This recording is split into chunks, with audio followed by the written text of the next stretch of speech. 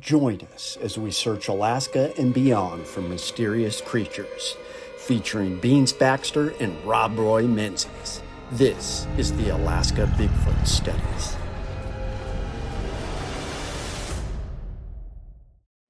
Hey guys, welcome once again to the Alaska Bigfoot Studies and High Strangeness in Alaska. Shout out to all my followers. I really appreciate you guys, and I wanted to talk about some of the equipment, maybe some of the changes I've made lately. Now, this equipment is for Bigfoot expeditions, but also for other paranormal creature expeditions. I'm going to be going next weekend out on a little mini expedition to look for a creature that left these weird star-like tracks. I don't know if it's some weird alien mutant hybrid, whatever, but equipment is important. And first of all, I want to talk about just your expedition gear. You want to have warm clothing. You want to way to stay dry. You want to be able to make fire. Don't forget water purification materials, your food, of course. However long you're going, make sure you have enough food and water for that, and definitely build a fire if you need to, GPS, compass, that type of thing for navigation. We live in the age of electronics and technology, and I think a lot of that stuff is important. I do employ a lot of that, but just getting down to the basics too, fire starting, a ferro rod, that kind of thing in case things go down on you.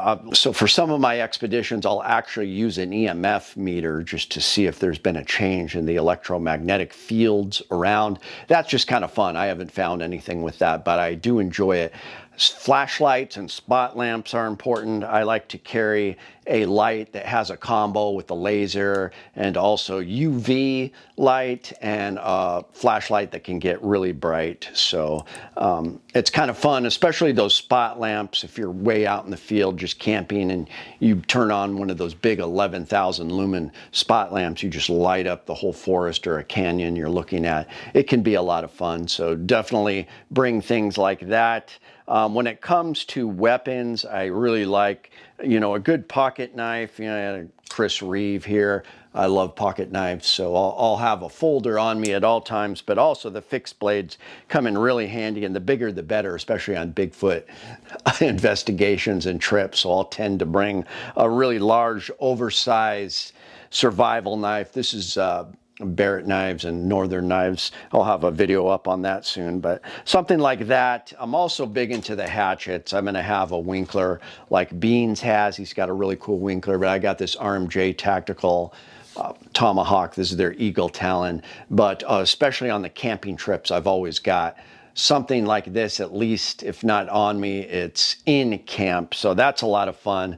When it comes to firearms, I typically will say bring something that's good enough for bear, because we're usually in bear country. So typically 10 millimeter on up, and shotgun is the best, a hunting rifle. A lot of times on the Bigfoot cryptid investigation, sometimes I will bring a 9 millimeter, which is very underpowered for a 7 foot tall, 9 foot tall Bigfoot, but I do believe with shot placement, it can do the job. Now, I'm changing things up a little bit. As many of you know, I've only got one left. I got a silver bullet, and then the rest of the rounds in my revolver will be copper alloy, which is also kind of in that family of precious metals, and in some cultures is considered to be a sacred metal.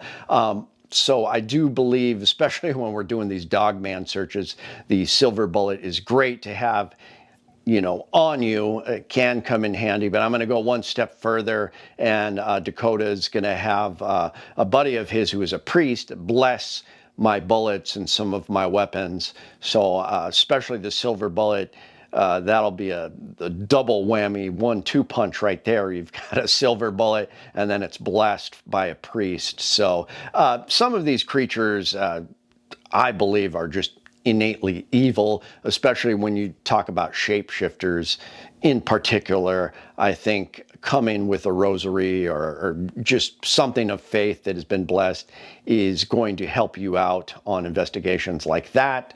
So I am going that route. Trail cams are pretty interesting.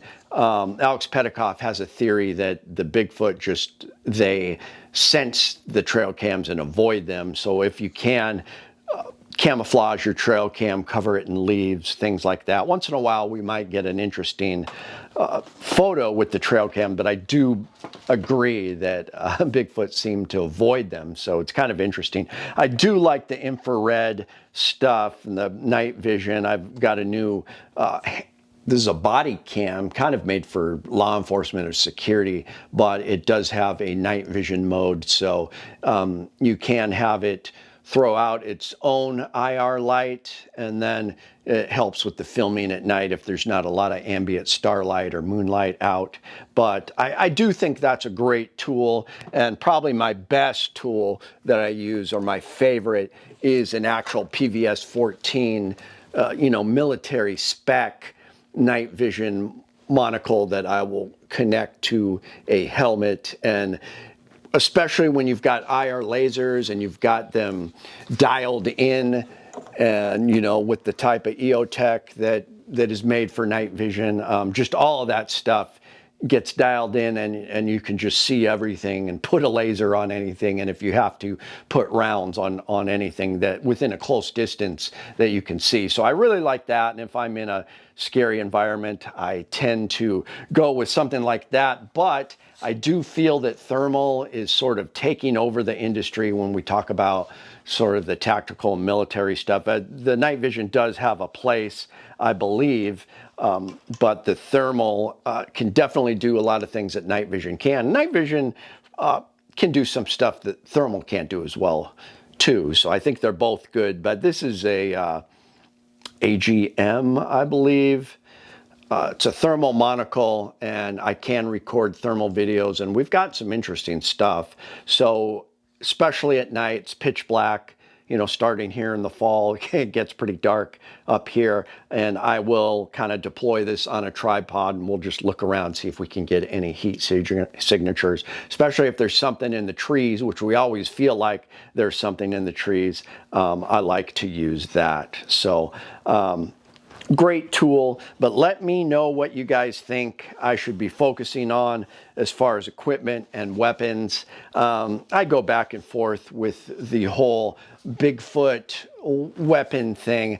I think ape-like creature is easier to dispatch than a big bear that's on all fours and it's got, those layers of fat. I mean, you saw Harambe get shot.